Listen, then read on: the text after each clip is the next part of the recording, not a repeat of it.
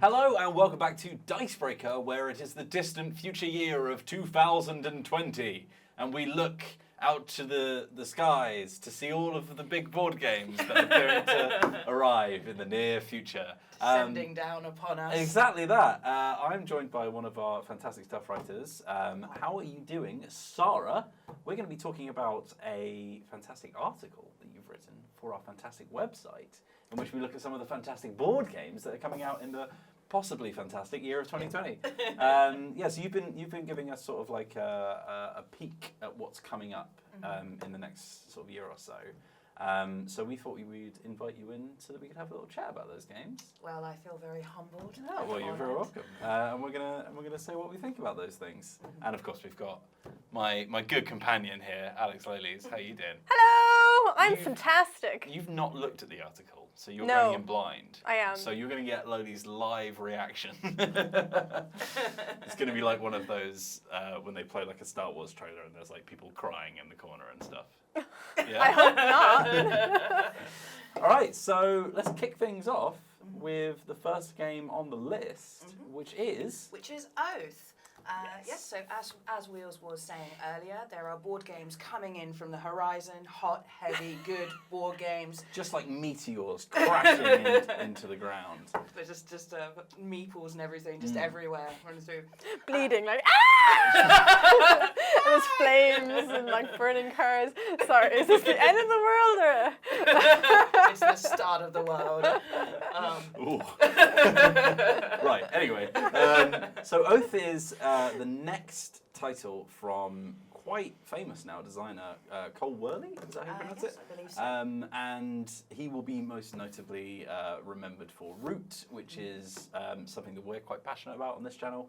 Obviously, we were going to do a Today We Play video on it, and then the footage was not good.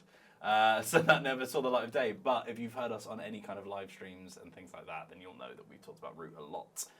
But also, Cole Worley made it onto the Best Games of the Year list for our own Matt, for his top 5 games of 2019 with Pax Pamir. Yes, Matt had quite the love affair with Pax Pamir 2E last year. And it's a game that's often described as quite abstract, quite profound, and also kind of esoteric. Like sort of, it's a bit more complex for my my kind of likings. We'll leave those lovely games to Matt, but yeah, generally Worley is regarded as a really sort of like top tier designer, which is why there has been such a massive kind of interest in his upcoming game called Oath. Which rather esoterically is described as sort of essentially how you make history is what the premise behind Oath there. Yeah, it's kind of got this like legacy game kind of framework to it, right? Where you are going to be using the results of the previous game that you played to set up the one that comes next, but as you were saying before the video, there's no like terrible components, not terrible, but terrible. There's no destruction or adding in like secret boxes or anything like that. It's more the fact that the way that your sort of story of how this world has formed will evolve will be based on the actual mechanics. And then those mechanics will change in upcoming games to reflect how things have changed in that story. Yeah, absolutely. So very, very much what you do sort of echoes throughout eternity, and the game is shaped as you play it. And as we were discussing earlier as well, the game sort of can kind of effectively never end, just keeps on going as it goes. What's also, I find particularly interesting about Oath is that, as we know from sort of previous legacy titles, the bulk of them will rely on narrative storytelling cards. So, you know, there'll be the event, you'll pick up the little card, or, you know, it doesn't have to be a card, it can be a book or a mighty tome, whatever. Whereas Oath doesn't actually use anything like that within its story. Like, there are cards which will have characters and so on them, but for the most part, the way that Oath changes is not in its actual, like, narrative storyline. The way it creates the story is through the actions of the players, which I appreciate sounds a little bit kind of like esoteric, but basically it's what you do then actually changes the makeup of the game itself. So quite a surreal concept, and I think without trying to sound like a pretentious bastard, quite like a kind of deep concept, I think, as well. Definitely an unusual one. I think Cole is now sort of like making a name for himself as being someone who's willing to try something a little bit wacky, a little bit different to actually expand the scope of what sort of board games can offer. And like from what I've heard about it, so have you had much of a sort of look into like the blogs he's been putting out and stuff like that, or are you just coming completely fresh-faced into it? I'm so fresh-faced right now. Because like one of the like coolest concepts that I find from it is that you could have one game where, for example, you're playing as one faction and you've got like the pre-established ruler who was in power before, kind of like in Root where you've got like the Marquis de Cat set up.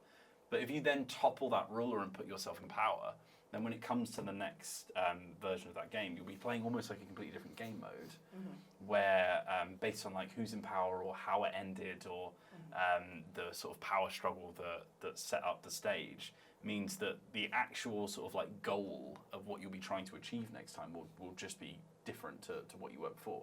So you'll effectively be playing a different game in the same sort of universe, which is really, cool. really interesting. That is very cool. Yeah. And one of the things that's really fascinating about that is, so, you know, say that you're a ruler that comes in through like corruption and petty thievery, and you're basically just a real bad boy, you do really horrible things to get into power.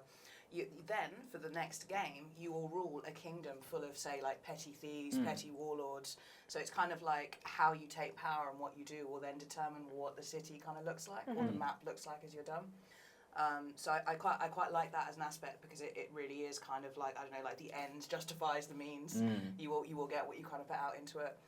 And then that will in of itself set off a bunch of like random instances where it could be like, oh no, a terrible cult has arisen as a result of your terrible warlord, and now the cult will come over and try and take over. So there's just, it seems like it has quite a vast scope for different things to happen.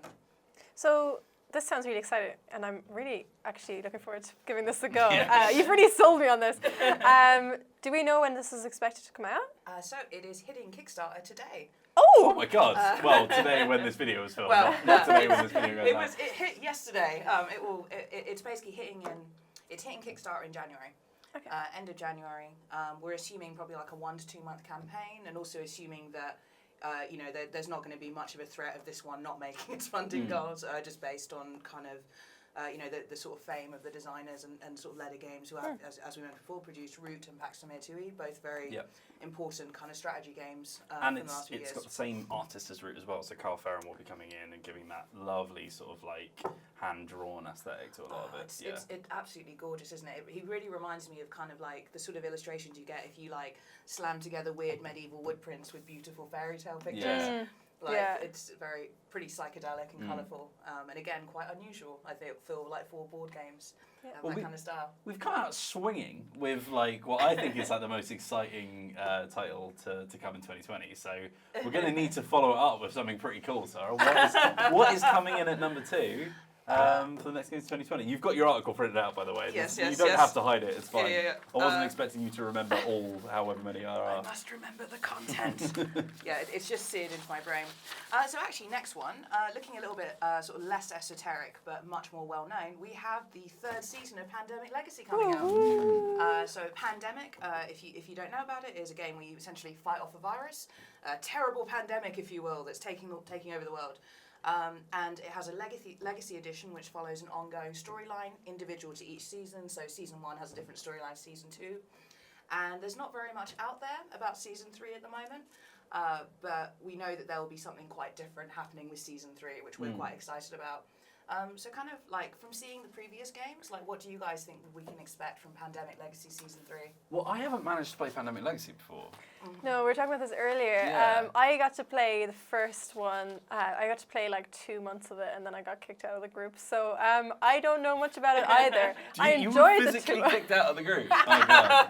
I know that you're bad at cooperating, but that is quite something. Well, no, I left the company that was playing the game, and then I wasn't invited back to play. But I really enjoyed that, even just that short stint I enjoyed. I don't know, obviously, how season 2 went after that, if it was like... From what I gather, season 2 wasn't quite as well received as season 1 was. I think it's that sort of second album syndrome. But what's interesting about Pandemic Legacy is the first season of that sort of came after Risk Legacy, which was like the first one that really broke sort of mainstream appeal, as far as I'm aware. I'm not confident enough to say it was the first Legacy game or anything like that, but it was definitely the first one that everyone was sort of aware of. And whilst sort of Risk Legacy was really interesting, and those people were really excited about it, it was still based on Risk, which is not an incredibly good game. It's it's quite old and it's quite archaic, and it's all just sort of like rolling dice and hoping for the best. So when they moved on to Pandemic, which is something that's like quite widely revered as like one of the sort of like modern day classics, it just took the world by storm, and season 1 was like absolutely massive for a lot of people. But I never got to play it, and I'm really bitter about it. So hopefully season 3 will give me another reason to sort of jump in. And I don't think they're necessarily, because I know that season 2 was set after, like, if you imagine there's sort of like the multiple realities that could have come out of season 1, season 2 is set in the world in which you screwed up. And now it's like post-apocalyptic, the world has died off and you're trying to re-establish civilization. So it's like the worst possible timeline. Exactly, yeah. And I don't know if because obviously I don't know how season 2 ended. I don't know if season 3 is then going to follow on with that, or if it's going to be like a new timeline, or if it's going to go, in different directions, or what have you. It might even be a completely new story. But yeah, it's going to be really interesting. It's very exciting, and one of the things that I've not actually had a chance to play any of the Pandemic games as of yet. But I was chatting to Rob Divu, who's sort of one of the inventor of legacy games, and he was saying that like they often use a kind of almost like a TV season kind of setup for them. So every season of Pandemic has like kind of like big arcs and big cliffhangers and so on. So that's definitely something that I'm looking forward to seeing. Because I basically just want to play TV on a board game. is my overall hunt, and I think that like the Pandemic legacy games are really like they can really encapsulate that just because they are ongoing like a TV show. So yeah, I'm excited about that one. I think I can't remember where I heard this. I think it was actually Davo from Zazie who was telling me this. But like the actual like sort of standalone Pandemic like main game bits that they put out, like Iberia and Cthulhu and all that kind of stuff. They actually base them on where the city in which the Pandemic survival tournament is held. So like when they went to Italy, to Rome, to do like the tournament for that year, they made Fall of Rome Pandemic, in which you're playing as the Roman Empire with barbarians coming in and stuff, which is pretty cool. Very cool. That's some top tier fan service. Yeah. It's pretty good. It's like, they're pretty Some good consistent knowledge. at putting them out each year, which is really, really cool. I thought it was a really interesting story. Anyway, let's carry on for number 3, which is Return to Dark Tower. I'm extremely excited about Return to Dark Tower. I've not actually played the original electronic board game, but essentially Dark Tower features a horrible, horrible tower right in the centre of the board. It's a mechanical tower. In the original, it would scream and churn every time it was its turn. And you've got kind of boards around the Dark Tower, which you move around. And so on the essence, it's kind of like a typical fantasy game. You gather the resources, you're trying to save the kingdom, all that kind of stuff. But then you've got this tower in the centre, which kind of almost acts as its own player character, generates horrible encounters for you, and so on. And in the original, this was like a real beast, like a big black tower that you could hear its like gears grinding every turn, and there'd be like these horrible pauses as it turned around to look at you. What it reminds me of is that Uno spin-off they did, where it shot the cards back out at you. Right in your face. but you're putting plastic skulls in, right? And it shoots the skulls back out I at you. think Johnny played this, right? Yes. He got a preview at PAX East, and I think he was quite positive about it, as far as I remember. From what I understand, he said that he only got about 20 minutes or so with it, because it was one of the more sort of popular games at PAX, but he absolutely loved it, and he said that it built up a real sense of atmosphere as well with the tower, because you just get these, he said, like these horrible pregnant pauses where you're just waiting for the tower to make its evil decision. Oh God. Because quite a lot of what the tower does is it will generate encounters and just make things really bad for you. So you'll be like, oh, you're fighting some monsters, okay, and the tower is like, more monsters. It doesn't actually say that, obviously. It should say that. More monsters. More death, feed me. And it will also, from what I understand, spit the skulls back out at you as well. So in your face. In your face. Like, straight in your face. Yeah. Say goodbye to that nice unbroken nose you had. And it's also got some real big talent behind it as well. So it's got one of the designers behind Gloomhaven. Oh wow. Is involved with that, and it's also got like Rob Divu, who's one of the people who invented Legacy and is behind Pandemic Legacy. So yeah, there's some big talent that have been working on this for quite a long time. From what I understand, the original game was like quite a classic, really popular. Is this Restoration Games? Yes. Yeah, so Restoration Games are kind of like a company that have been putting out sort of like remakes of like classic 80s stuff. Mm-hmm. So they did that Fireball Island. Oh, is that the one with like the big marble and like the cursed island? Yeah, so like all of these games that were sort of like, you know, for that 10-year span between like the 80s and 90s where those things were big. And they sort of like pushed out into things like Pop-Up Pirate and all that kind of stuff, like those electronic and sort of like gadgety board games. But then they just sort of got like lost to time, and it seems like they've made it their mission to bring them back, kind of thing, which is quite interesting. I think that's great. Like, I really like board games that look like toys, like really terrifying, evil toys. So just something very, especially with the first one, Return to Fire Island. Like, I've not played it, but sort of the whole putting the marble down into the tube thing just looks very satisfying. Not very like mechanically challenging, I imagine, but No, probably not. but just very cool. And yeah, so basically looking forward to Return to Dark Tower because it promises literal rains of skulls. So that's going to be a fun one. Sounds But good. coming up next, we have Mariposas. Mariposas. So Mariposas is about the migration cycles of monarch butterflies. Some of you may have heard of a small independent game, not so well known, from last year, known as Wingspan. In which you That's my collect input. birds. Thank you. And it was great. That's why we brought you in. Can never have enough cacao. So I guess that's a butterfly. Is that a beautiful butterfly? That was supposed to be a bird, but it can be a butterfly if you want. Do butterflies caw? I don't remember that. I imagine that they'd make like a really fragile, lovely noise, like a kind of like. So they go. So Mariposas. Sorry. So Mariposas is basically a butterfly collection game. You help your lovely butterfly hordes, whatever the plural of butterflies is. Butterflies. Hordes, definitely yes, hordes. Yeah. Definitely hordes.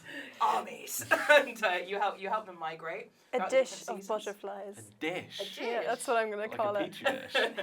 No, like a butter dish.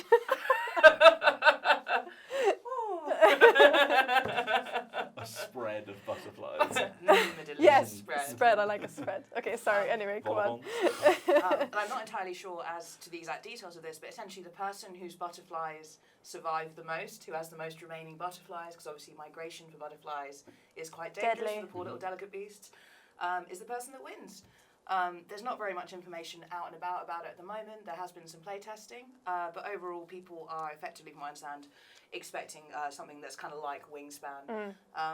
And I've actually not had a chance to play Wingspan yet because it's... Well, I Alex have. Lurley's has, yeah. Yeah, and I've actually seen a little bit about Mariposas as well, just a little bit, but and it looks very pretty. Wingspan is a really good game. I haven't played it a huge amount, but I didn't think I would enjoy it. I'm just like, when it comes to those kind of themes, which are a bit like, the migration of butterflies or like birds, you know, anything like that, and my mom was like, But I played Wingspan and I really enjoyed it, and I kind of saw what all the fuss was about.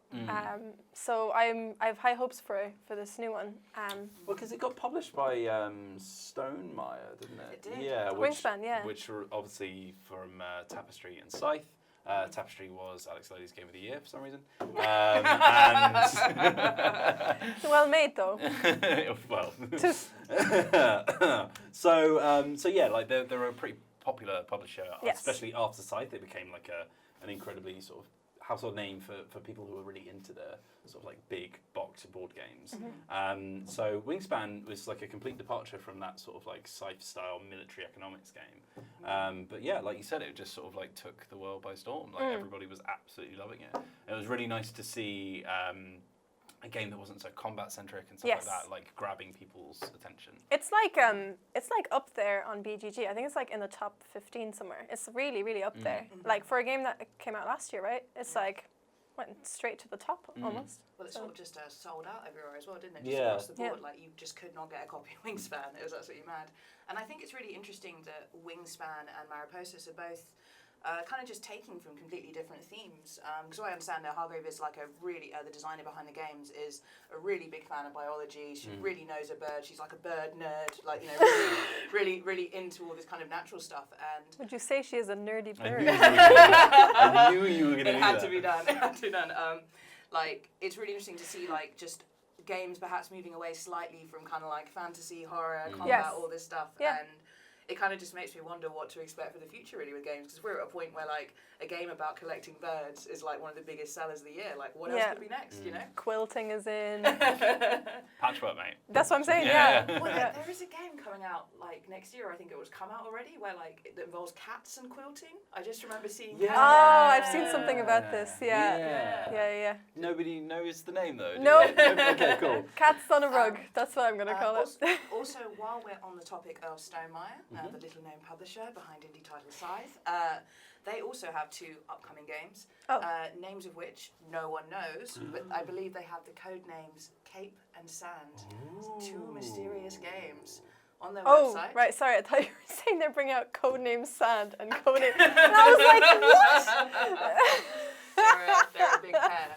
So, Codename Sand is obviously the sequel to Puzzle's party game, in which you can only use sand to give your clues. oh no. Is it a All of castle? the words. No. Well, All of the words are sand, and you have to link them with a you one know that old saying about Inuits having 50 expressions for the word snow? You have to link the certain words with the ones... Anyway, this game's not coming out in 2020, so don't worry about that. It's coming out way in the future. Sorry, that's their code names, Yeah. yes. Do we know anything else about them? Nothing at all. There's a little, if you go on the Stonemaier site, they're up there. Oh. You know, we can theorise what they're about. Maybe sand is about sand. It's interesting. They're because definitely going to have something in it that's... Anyway, go on. Cape makes me think of superheroes, which is interesting. I thought of like Cape, like a coast. Yeah. Yeah. Interesting. Sand, coast. Yeah, but they're different games, unless they're linked. Who knows? What do you think? Comment. Whatever could it all mean. And if you actually know what it is, tell us. Yeah, Please that'd tell be really us. good. Don't worry about that NDA you signed. Just bring it out over here. Just as a really brief aside, by the way, speaking of Wingspan and of Mariposas, like seeing these interesting new themes and seeing things that are not generic fantasy fighting games. This is what happens when we allow diversity in industries. So like, stop gatekeeping. You'll get more interesting stuff, guys. Stop telling people they can't do things. Well, you see, the most insane thing about Wingspan and Mariposas is that they let a woman design them. Oh no! My God! Good Lord! What world are we living in? Right. Jeez. So moving on, we have. So this is we've actually got 2 for the price of 1, giving them those quality Dicebreaker. You buy schemes. one, you get one free. Nice little 90s Britain reference there. All good. Probably noise, but anyway. And it's basically, so you might again have heard of a little known game known as Gloomhaven. Gloomhaven. Oh, now I'm thinking what Gloomhaven would be. But Yeah. Oh, it'd be so pretty. We need It'd to be lots stop of inventing flowers. fake board games on this list. Let's replace Gloomhaven with flowers. Yeah. A flower dungeon crawler. No one's done that before. Now there's an idea. Yeah. Anyway, so Frosthaven and Jaws of the Lion coming up next. Frosthaven and Jaws of the Lion. Strong names. Very strong names. So yeah, if you've not played it before, Gloomhaven is a vast dungeon crawler. It's also a legacy game that takes place over years, decades. I mean, it's a big old game. It's got a lot of campaign, like, you know, a lot of adventures within it. And basically, it is getting not 1, but 2 standalone kind of expansions, additions, whatever you'd call them. I know, right? So Frosthaven, typical kind of, it's essentially a standalone expansion, which means you can play it with or without Gloomhaven. It takes you to the horrifying icy wastes, where you play mercenaries who, essentially there's something afoot out in the, who knew, out in the terrifying wastes, there's terrible things happening. And one of the things, so you've got kind of like, you know, your Yeti beast, your horrifying aquatic beast. And one of the things that I quite like about it is it indicates that it might have robots. Oh. There's strange sort of machine things crawl that people can hear out on the tundra or whatever. And that's kind of a fun one.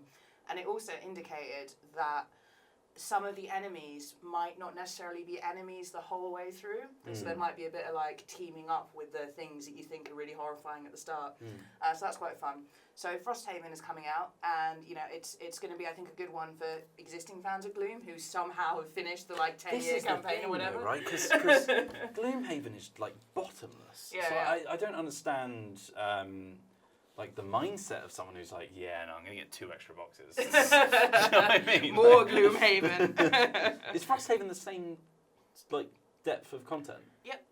Jesus. I mean, they've got numbers out there, but it is something like it's including like 20 new monsters and different characters, all sorts of things. Gloomhaven was kickstarted, right? Are they doing the same with those 2 new titles? Do you know? Yes, so the Kickstarter for Frosthaven, from what I understand, will be coming out in March. Okay. So not that long to wait for that. And then Jaws of the Lion, which we'll get to in a moment, is coming out toward the end of the year. Okay.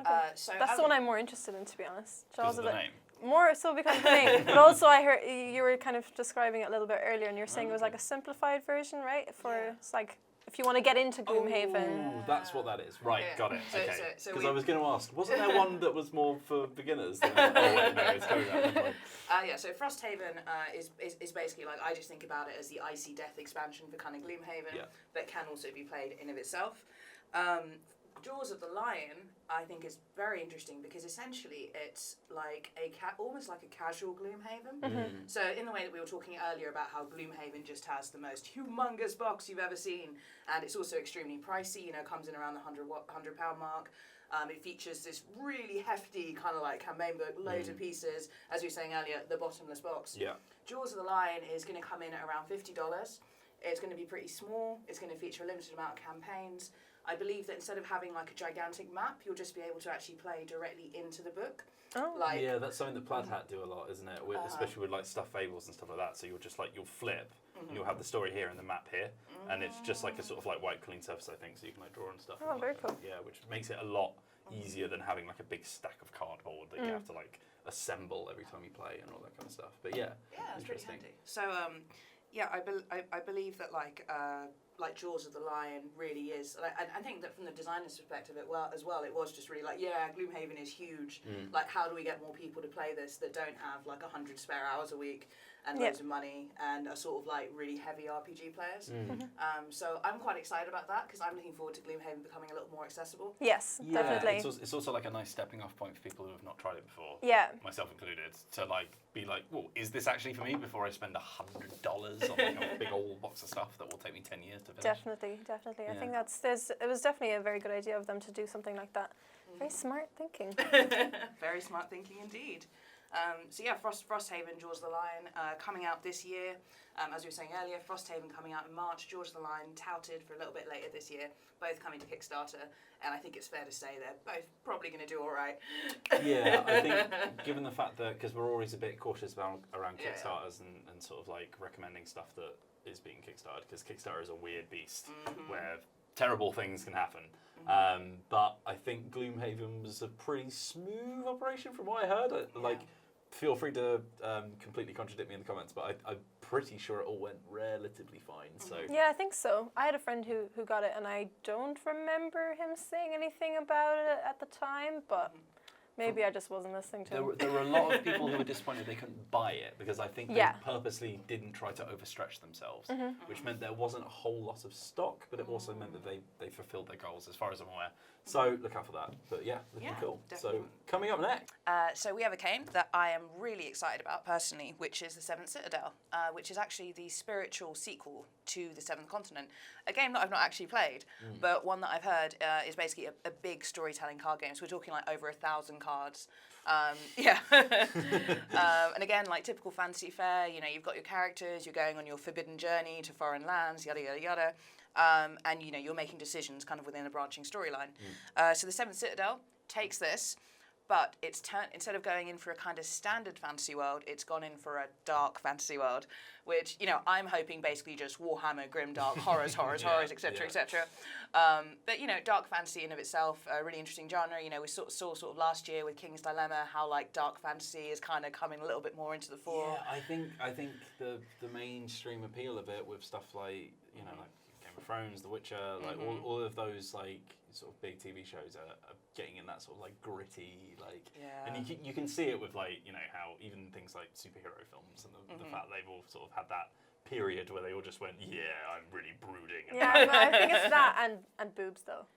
Right. Yeah, and boobs, I guess. Yeah, that has something to do with it. But yeah, I think that's definitely going to have like an effect on the people that are making games now. Absolutely. The boobs. And I'm a real I'm a real big fan of dark fantasy, because for me, like fighting fantasy was a big thing for me, the kind of choose your own adventure books. And I'm really fond of that kind of like dark Brit style fantasy that kind of inspired heavy metal, and what I sort of takes a lot from heavy metal and is just really brutal, endless death, really terrible consequences. Like that just really hits me right here. So that I'm kind of hoping that for the Seventh Citadel. Yeah, that's interesting actually. I met Steve Jackson once. Did you? Very cool guy. Yeah. Very nice. Yeah. But yeah, like I think that is definitely like an avenue that needs exploring in a bit more quality. Absolutely. Because I feel like we have a lot of choose your own adventure style games with a lot of bad writing. Yeah. So having like at least one where we can point to and be like, this has got some stellar like storytelling. Like this is the way to go. Because at the moment, video games and even choose your own adventure novels and all that kind of stuff have got board games beat at the moment, I think. Oh, absolutely. So yeah, like waiting for that sort of big sort of like killer app board game, which is going to have the actual like good writing. Something that's going to have like a narrative that's good, regardless of the fact that it's a board game. You know, when you're like, this was good for a game. Yes. You really just wanted to get to that point where it's like, wow, this was just good. And one thing as well that kind of makes me also quite excited about Seventh Citadel is that with the Seventh Continent, one of the kind of things that they were saying was that people felt that like non-player characters were really quite like ill-defined. People didn't feel very compelled kind of interacting with them. And I believe that Seventh Citadel is attempting to address this, because now instead of just having dialogue on its cards, it's actually got a dialogue book. So there's going to be a lot of dialogue in this game, because there is literally, you know, a kind of tome for you to kind of read out from. That worries me a bit. Oh yeah? I mean, it could go either way, couldn't it? Because you could just have a lot of surplus dialogue that doesn't really mean much, but then it could also, a little bit like this War of Mind kind of book of stories, it could mean that you're having like more in-depth choices to make. Yeah, potentially. I think it's just like, I always sort of point at, there's this game called Legacy of Dragonhold that Fantasy Flight put out, and I remember streaming it once, and just like, obviously you've been reading for the whole thing as well, so like your mouth is like turning into cotton, because you're like having to read it out to everybody, because you're all experiencing it together. But also just the fact that, as you say, there could be a lot of filler, but also just a lot of sort of like needless kind of exposition gets like shoved in. It's like, oh, we don't have to fit it on a card anymore, let's go nuts. Let's Whereas really actually like you really want to sort of like limit the amount of reading that you have to do around the table, because otherwise it does just turn into like a novel with some mechanics every now and again. Like, and I think this is definitely part of why, like in Oath, they're kind of trying to move away from some of the story cards, because it's kind of like, how can we actually do the story mechanically instead of taking things away so everyone can like read this card? And you know, and I think that often like those narrative elements, like I play predominantly with like D&D players, so we're just all over that narrative stuff. You know, anything for a silly voice, we're just in there. But I often have it where I'll play games like that with those storytelling elements with people who are kind of more interested in the mechanical aspects of the games, and you know, those people are fine. I don't hate them. I'm just different to them. But like it's you exist. Yep. But you know, like respect to those people, you know, it's just different play styles and all of that, and you can just see those people during those kind of sections of the game just like zoning out, like they're not interested, and you know, fair enough, it's not mechanically very interesting to do that if that's kind of your style. So I am quite interested about how Oath is going to try and do this storytelling experience I think that's, without that kind of... That's the reason I'm excited about Oath, and also the reason that I'm sort of a bit like precarious on sort of like being excited about that, because it does feel like if you're going to specifically make something a game or specifically make something into a board game, you should make it that because it only exists in that medium. Do you know what I mean? Like, if you're just making a video game that could have been a film, then why are you making a video game? But if you're making a board game that just could have been an interactive story, then why aren't you just making an interactive story? Like, what makes it a board game? I think that's always the question I have. I think that's a really fair question. Like, let stuff suit its medium. I think one thing as well that's kind of interesting about Seventh Citadel is it also works for one player. So you've got that 1 to 4 player thing, and that's something actually I think I've noticed quite a lot the last year is more and more solo modes coming into games. And I kind of wonder if maybe solo players are like the ideal audience for that kind of like choose your own adventure game, because you don't have to read it out loud. You're sort of like, just doing it at your own time. Yeah, doing it at your own time. But I'm personally very excited about Seventh Citadel. I hope that the narrative is high quality. I hope the script is high quality. I hope that it's not just generic. There is a pestilence running through the land. Although, you know, I say that like the Dragon Age video games are some of my favourite, like amongst the kind of, and I feel that they do dark fantasy very well. So, you know, I think that there is like, you know, there's a lot of great places for it to kind of take inspiration from. And from what I understand, the Seventh Continent was very well written, so we'll have to see what Seventh Citadel does. But that's coming live between around like May and September this year. And again, sort of like previous game, very successful, but that's definitely one that I'm going to be keeping an eye out for. And really looking forward to kind of seeing what they do with the story there. So what have we got coming up next? So this... Dicebreaker.com. Yeah, we need a drop beat, I think. Yeah, I think we need some kind of soundboard or, you know. Just going for it. So this... It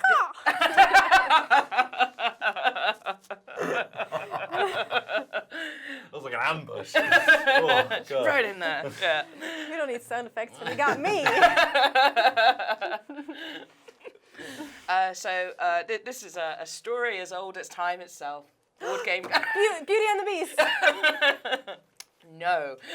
I wish though. That would be cool. I'd like to sit here discussing business movies. Business movies? Disney movies. With time. Board game goes on Kickstarter. Little board game, just asking 50 grand or so.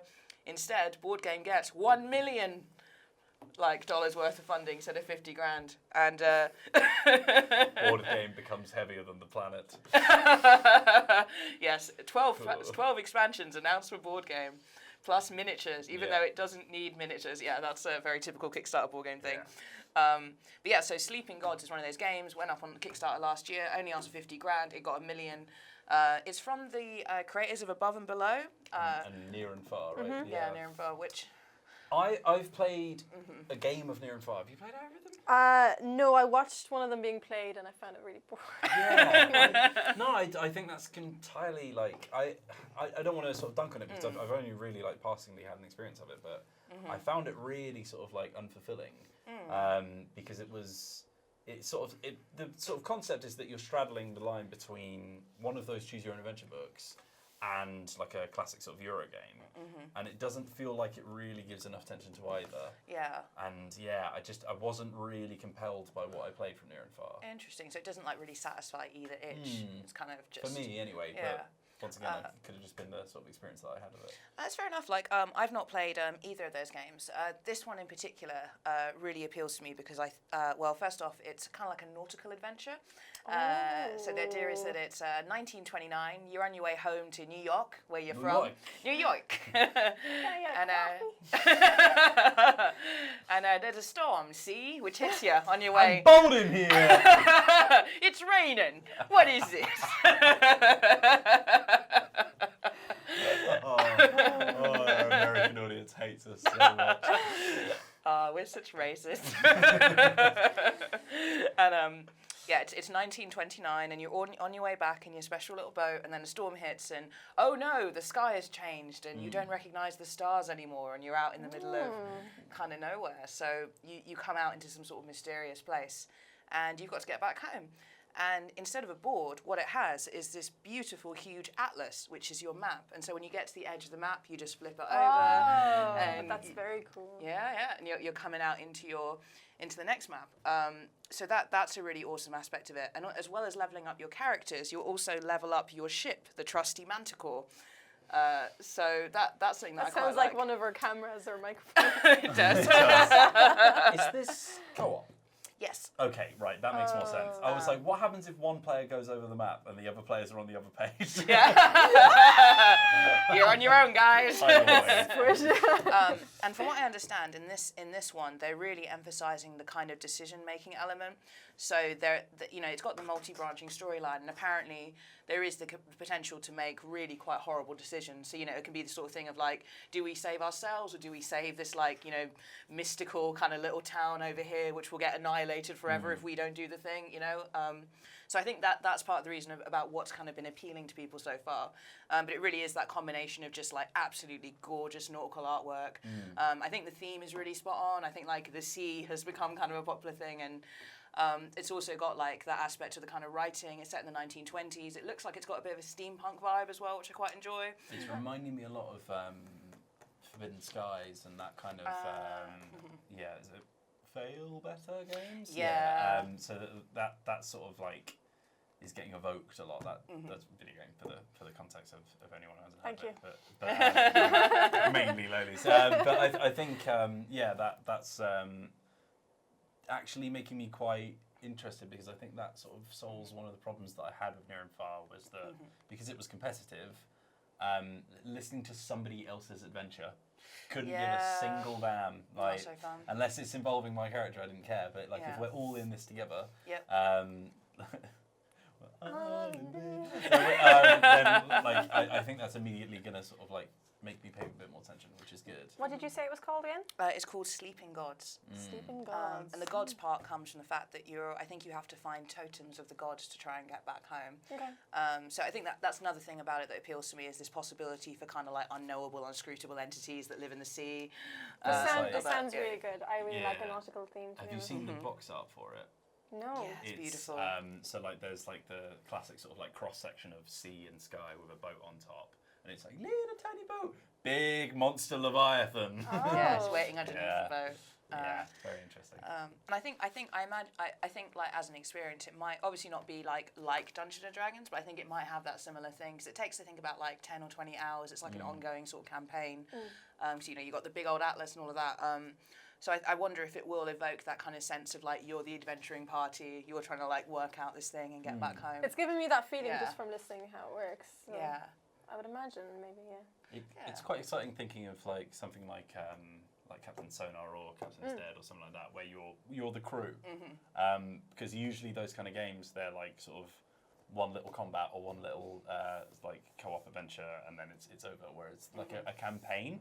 That's actually a really cool concept. Yeah, and one that isn't insanely long as well. You're not talking like 80 hours or something. You're talking like 10 to 20 hours, which means you like probably a group of people playing that once a week, probably finish that in a couple of months.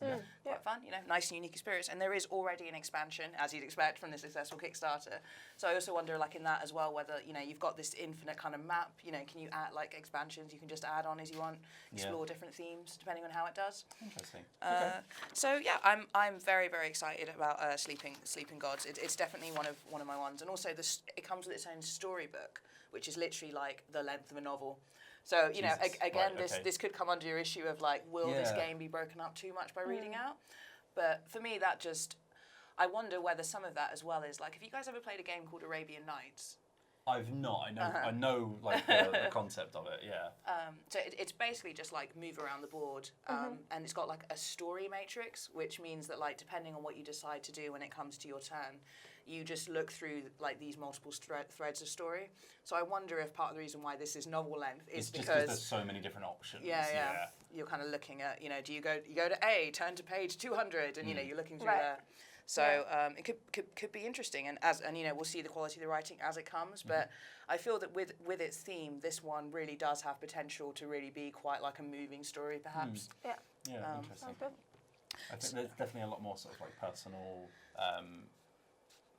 It seems like that your player characters actually have a bit more of a stake in what's going on, rather than just sort of like, you are generic adventurer, welcome to town we don't care about. A big bad guy that has nothing to do with you is doing some bad things to all of these pretend people. It's like, no, actually your boat's gonna crash. What do you want to do about it? That's, you are literally lost in a forbidden shimmering sea which you want cannot to get out go from. home. So there isn't actually a public release date for it that I found, but I could be wrong there. But from what I understand, it will definitely be landing sometime next year. Cool. And Kickstarter. Next year or this year? This year. I keep I'm trapped in this time loop where I think that it's still 2019. That's totally fair. Wake up, Lily. You've been in a coma for the previous month. So very excited about Sleeping Gods. Next one, we're both very excited. This is definitely like you because you guys actually played this, didn't you? Oh, yeah. I know what it is. It's Decrew. Is it? Yeah. Imagine if it wasn't. Loli, do you want to explain?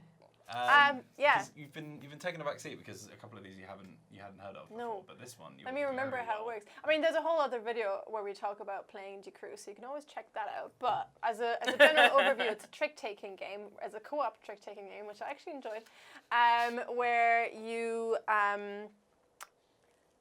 all have cards. You got on the money there. You can't communicate. No. Yeah.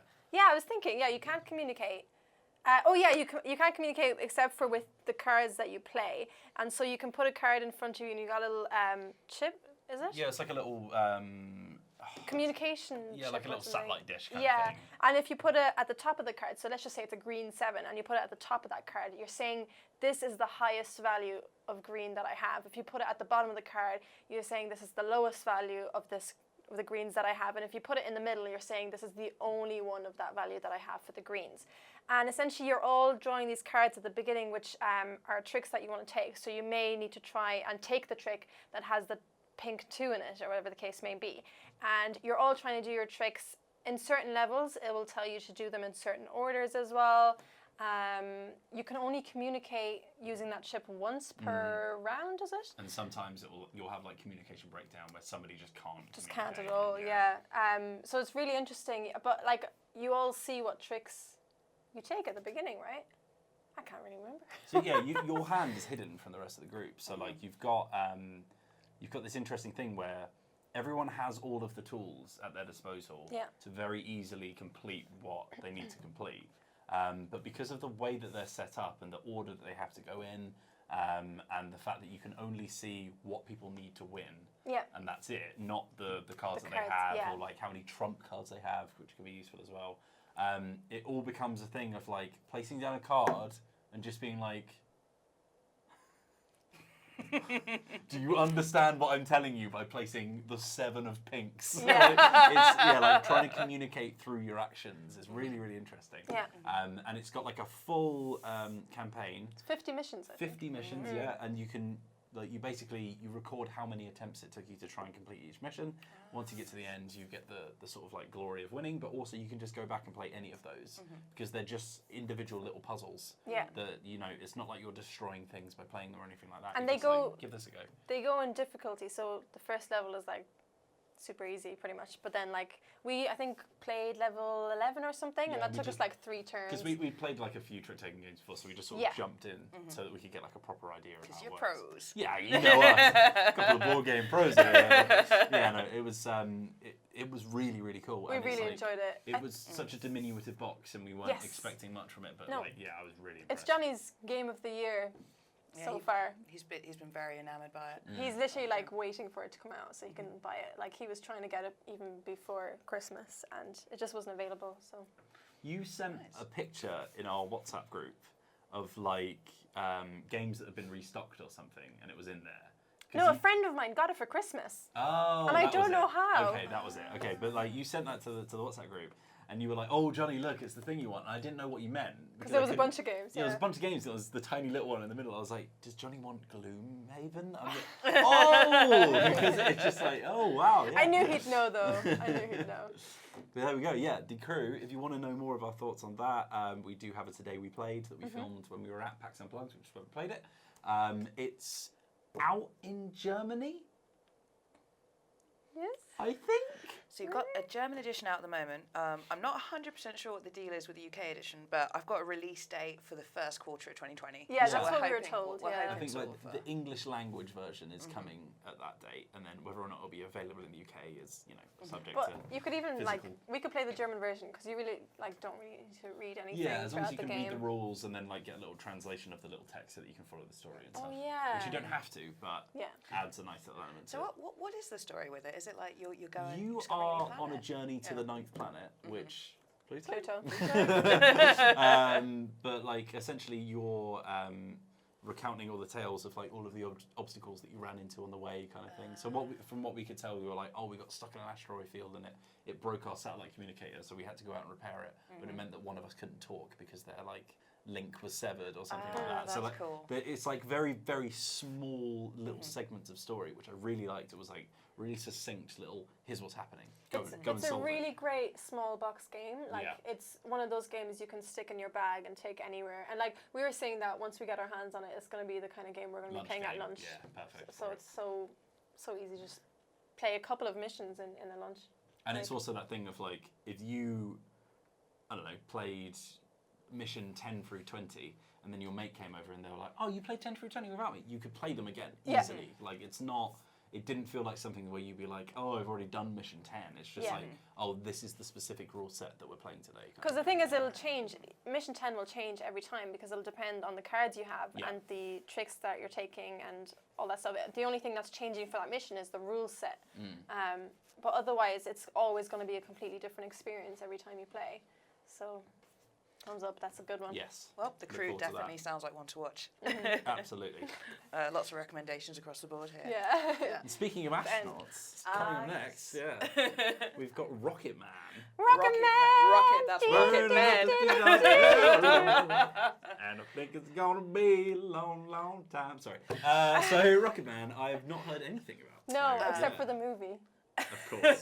Which of course is what it's based on. Yes, Which I haven't The seen Life and Times of Elton John. it's a living card game, all about Elton John. Oh, yes! That Mate, sounds I would amazing. play the ever-loving hell out of I would also. I love Elton. And there's also a William Shatner expansion where he just sings Rocket Man. You've got to like build that I up like the as it idea that goes. you've got some kind of like tracker, and if it builds up too high, then you have some kind of like diva fit, and you like you break all your ties and people and really annoy them.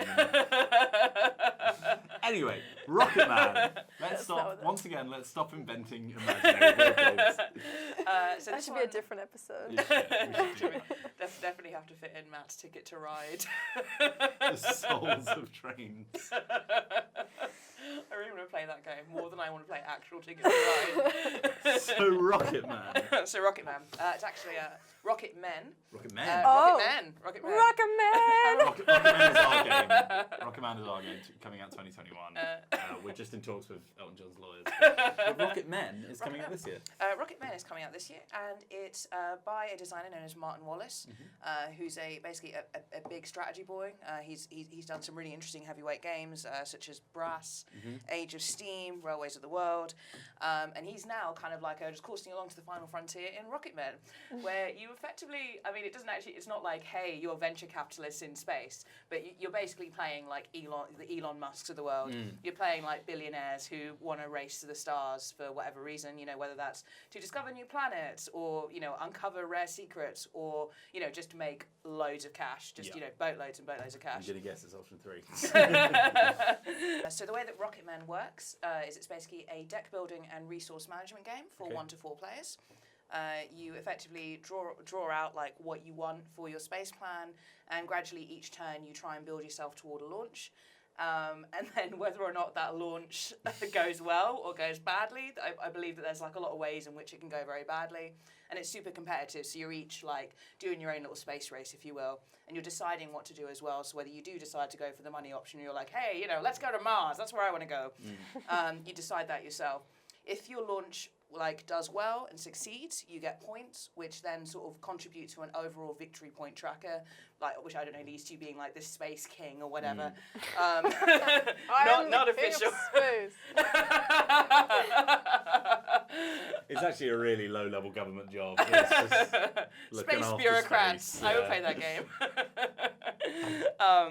And if it fails, you actually discard your entire hand. So it's quite brutal, and then it sort of starts up again. And This sounds like a great game. That sounds like up my alley. It's quite fun, and I've not played it, but from what I understand, it's a little bit less intensive than your usual kind of Martin Wallace style strategy board game. Yeah, I was about to say Brass is like an incredibly heavy game.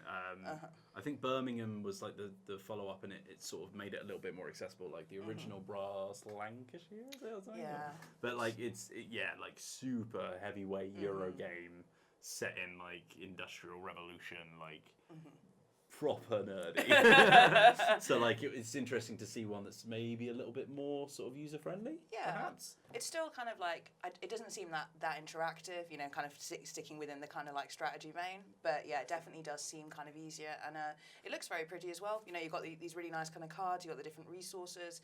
And I think that definitely the fact that there's so many space games coming out this year, because I must have come across about 15 so far, just kind of across different kind of publishers. It does make me think that space is one to watch this year. Yeah, Speaking of, Star Realms are launching a new thing on Kickstarter. Yes, ladies. I'm very excited. Isn't it just a collection of all the stuff they've already done? No, I don't think so. I think it's new. Is it? They said collection. I thought it was just lots of all the stuff they've already done. I don't think. I don't know. Tell us about Star Realms, the collection thing on Kickstarter. I don't know. I Ladies. literally Oh, just. well, don't bring it up then. I'm just saying about space. There's a lot of space. No, there stuff. is. Yeah, like I think I was gonna make a joke there. You heard it here first. Space is the new board games. But yeah, it's definitely gonna be Board an games exciting year. is the final frontier when it comes to space. Does that make sense? No. All hail Spaceboard. Yeah.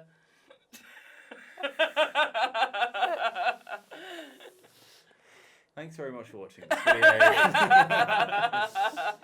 So that's all the games that we've got to look forward to in 2020? Or have we got one more? One more. We have one more game. I've got one as well. And yes, Have you? Space. It's on the list. Is it Star Realms? No, it's not. And yeah, just say Rocket Men will be launching at the end of January and should be hitting retail or sort of just coming out onto general shelves around October.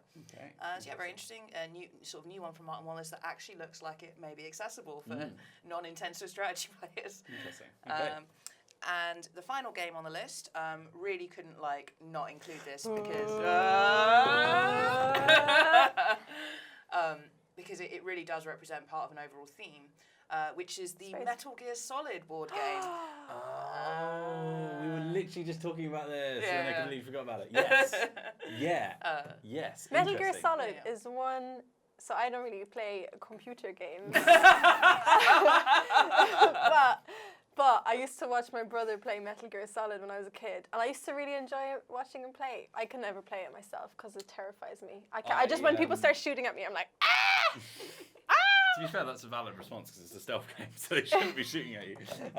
So, just to sort of preface this, myself and I know Matt Jarvis as well are big Metal Gear Solid fans. We are pretty hardcore on them. Metal Gear Solid 3 is one of my favourite video games of all time. So I am not usually a person who is interested in video game tie-in board games. But from what you've been telling me about it, it sounds kind of interesting. Well, what's interesting about it is it's not one of those where they're like, hey, this video game's doing real great. Let's put it into cardboard, see? And you just Give me some of those chits. I like money. Yeah, it's not one of those. The designer whose name has completely eluded me, is actually quite a well-known board game designer who created a board game that was actually inspired by Metal Gear Solid. And you recall the name of this board? Spectre Ops, which is a very, from what I understand, a very popular stealth game.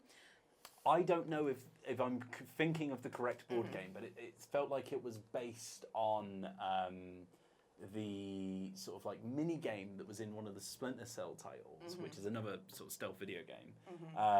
Computer game.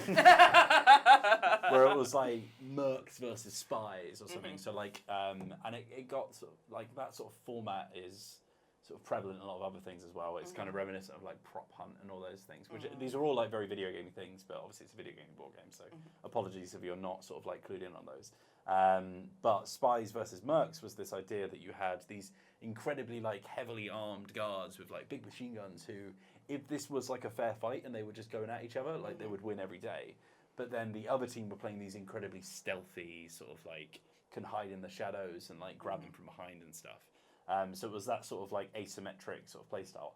I think that is what Spectre Ops was based on, as well as sort of, as you say, experiences of Metal Gear Solid and stuff like that was sort of the driving force behind the creation of that. I might be completely chatting on my ass because I could be talking about a different board game and I've got myself confused.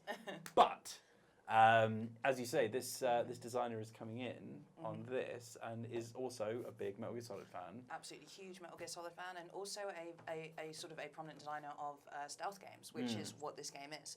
However, what I find quite interesting about the Metal Gear Solid board game is similar. I've played a little bit of Metal Gear Solid video game. I'm really not dexterous enough for those sorts of games. Much like you, I get shot at because I can't stealth, and then I just scream and run away. and then I hide in the cardboard box. I'm like, why isn't this working? They shouldn't be able to see me while I'm in the box. And much like the video games, in the Metal Gear Solid board game, you can pick how you complete the missions. You can be I'm going to be a stealthy guy, I'm going to go through, or, I'm just going to, it won't work very well, but I'm just going to try and, shoot my way through this. Or I believe you may even be able to hack your way through, is another one. So it's definitely something that they lean towards in the more sort of recent games. I know Metal Gear Solid 5, you could... 5? Yeah, 5. Yeah, I know. And there's like spin-off titles as well. It's a long-running series because there's before Metal Gear Solid even there was a series called Metal Gear, which was like really old games. But anyway, like when it got to like number 5, they were very much like play your own way. Like you could get mechs and machine guns and all kinds of stuff and just go in guns blazing if you really wanted to. So it's interesting to see them sort of take that route. So it's not necessarily based specifically off like the original Metal Gear Solid. I believe that like you can, and sort of don't quote me on this, but I believe that you can play through things that have kind of happened in the Metal Gear Solid game. Right. But it feels more like it's kind of campaign orientated. So you're like, well, here's this thing that you're going to do, and you complete this mission. And there's kind of like lots of missions. And it features the same characters, and it features a lot of, I noticed a lot of bosses that have also come up that will then like be the boss at the end of the level. So I don't really know enough about Metal Gear Solid lore to be like, this definitely happened in like game 1 I or saw 3. on like the front cover there was like an image of Psycho Mantis because they have like that sort of there's this really prominent artist who does the like cover art for the actual sort of physical releases of the games, and they're absolutely gorgeous. Like one of the sort of like most actually well designed video game covers you'll see. So to see his art sort of like prominent in front. Whether it's like a sort of like someone who enjoys that art and is doing like a recreation of it, or if it is actually sort of like a sort of collage of ones from before, is really exciting. And I don't know if they're going to go for that style inside the box as well. But if they are, that's awesome. Like that really excites me. I mean, the miniatures thus far look very cool. And I think even just that fan element of having those kind of miniatures of those characters as well is going to provide like a lot of fun. There's even a little cardboard box miniature, which was added last year. Hell yeah. I was going to say, you must be able to get in a box, right? There's got to be like, if they didn't do that, they'd be kicking themselves. It's interesting that I wonder if it's gotten to the point now where people put minis in their games just because they know it will get them through Kickstarter. And even if they're not really that relevant, because I've played so many Kickstarter games where it's like, why does this have minis in it?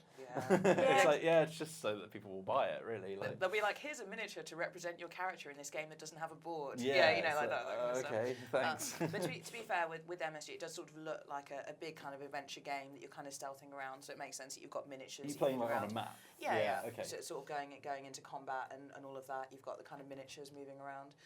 So yeah, it looks like quite a complex game, but like a very fun game, and one that, strangely enough, looks like it might have quite a lot of narrative input coming in from like the Metal Gear Solid lore. And it comes actually as part of like a wave of quite strange stealth action games that are being like made kind of at the moment. Like stealth board games is not a very big market as of now. Like I think one of the ones that did it really well was Burgle Bros by Tim Fowers, which is a really cool like heist game where you're sort of like infiltrating a skyscraper and going from level to level, and you had like guards that would like walk around a grid and would go to, you'd draw a card and they'd move to that point, and you draw another card and they'd move to that point. But if you like on patrol kind of thing. Exactly. But then if you made noise in one of the rooms, they would then instantly go to that and faster. So you could sort of like manipulate how they walked around. So like I think there's definitely like a market for that kind of like gameplay style, and it's interesting. I always love it when I see sort of people coming in from other mediums. Video games is obviously the most obvious one, but even like like biologists coming in and saying like, well, this would be quite an interesting subject. Like it's always nice to see people coming in from other mediums and like putting their spin on board games. Like I'm writing a feature on sort of like good tabletop miniatures games at the moment, and a lot of the ones that I really like are designed by people who have also designed board games. So they're not just like, well, this is how miniatures games have to be made. They're just like, actually, do we need a ruler? Do we really need to measure in inches? Can we not just like make something that they can just put there? Like stuff like that. It's just like, it's nice to see people sort of like putting their own perspective on it. So not just being like, here's some dudes, put them on the board. Like, let's go for it. That's one that I'm cautiously optimistic about. And it is like a good sign with that, I think, was with the Metal Gear Solid game specifically. It was actually supposed to be out last year, but they delayed it so they could make it better, which I quite like. So it's another lesson they've got from video games. Video games taught them well. So it does feel like they're really going to like be putting it into this kind of like it was a Kickstarter game, got full funded and sort of beyond that. But it feels like they are really making the effort with this, keeping it true for both like the video game fans, but also making it, or at least I hope so, like actually a genuinely good board game, so that it operates kind of hopefully regardless of whether you are a fan of that series or not. And you're just like, hey, this is a great action game. Like I'm enjoying it.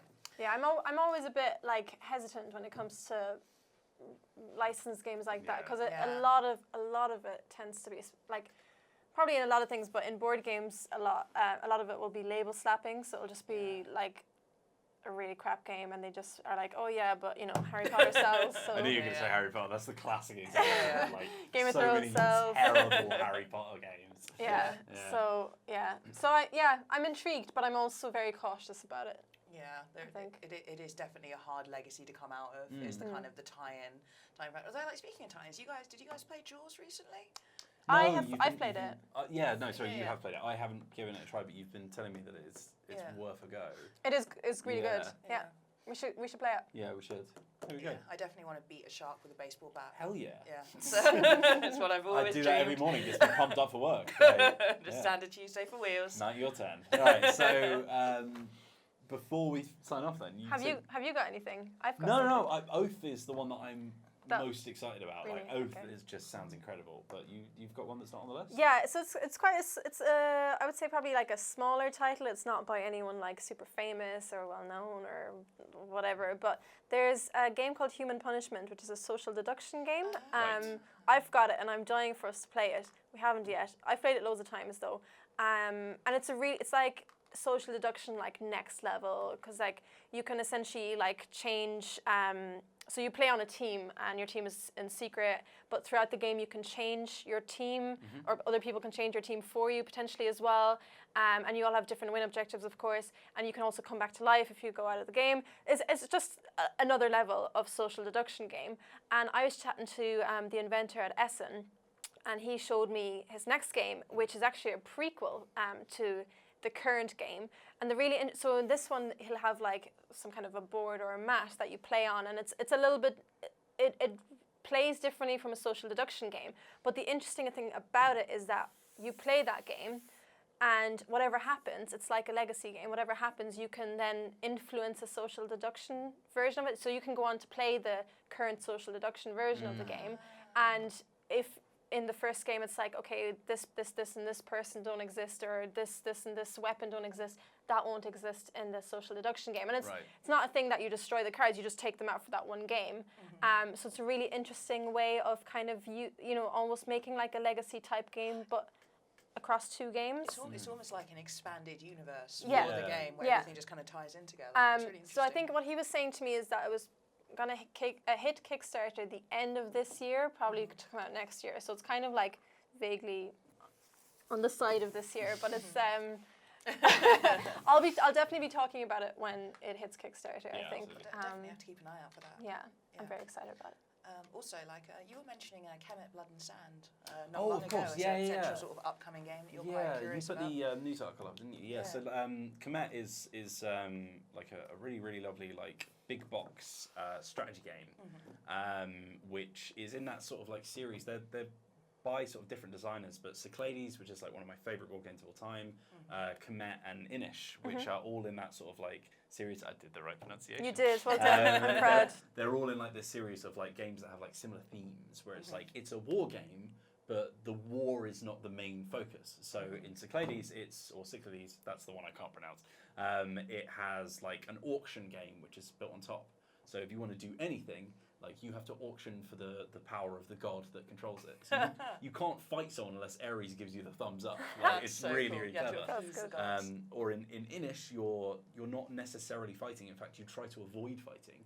You're just trying to sort of spread your clan and become like the High King by being the most sort of like prominent figure in like the almost like the tales that they tell. So like if you go out exploring and if you sort of like build up like the religion of the country, then you'll get yourself the sort of points that you need. Whereas in Kemet, what's really interesting is it has an entire tech tree.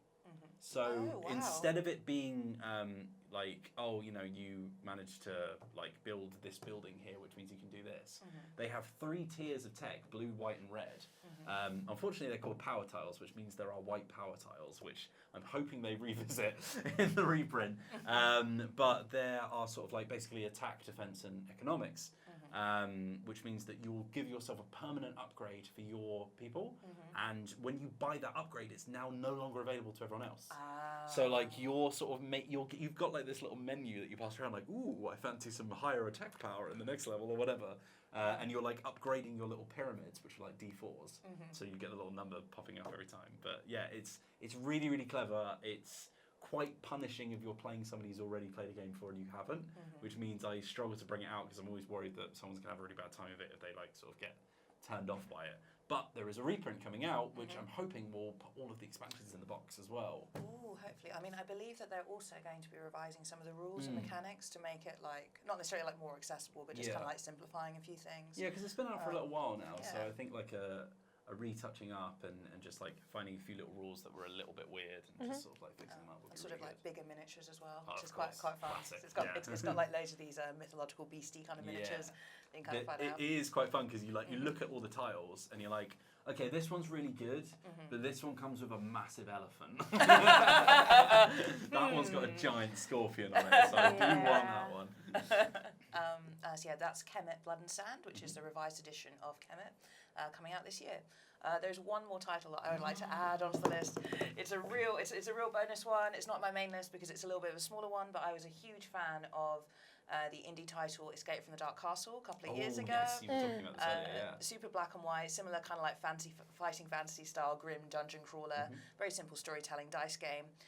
Its spiritual successor, Escape the Dark Sector, which is essentially Escape the Dark Castle, except instead of being in this horrible, grimy, medieval-style dungeon full of ghouls and such, I believe you're just cyberpunk. You're in a horrifying sci-fi dungeon instead, and that is one that I'm very excited about. And I really hope that, similar to Escape the Dark Castle, that they also do a strange, grimy soundtrack. Because the Escape the Dark Castle soundtrack is brilliant. It's like if you were trapped in a dungeon and all the walls were screaming. It's the walls are screaming right now because you're a gamer right next door. They scream right at us. So Escape the Dark Sector, which was funded last year, is one I'm very much looking forward to playing this year as well. I think Alex Mean was really excited about it as well, right? Because she's a big fan of Escape the Dark Castle. Yes, so we're big Escape the Dark Castle fans. 2 people on the team who are very excited about that one. Yeah. All right, there is a lot of stuff to look forward to in 2020, so look out for that.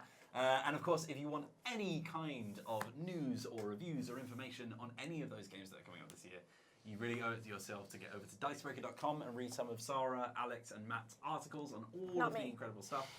We'll also be making videos on them, of course, because that's what we do. We're the dumb video people. Yeah, it's gonna be a fantastic year. So please join us. If you haven't already, hit the subscribe button, which will be popping up in front of me right now, hopefully. And popping up in front of both of my co-hosts here will be some videos that we recommend you watch. If you have enjoyed this, you can click on the little bell icon in the bottom right, and that will give you a notification every time we put a video live.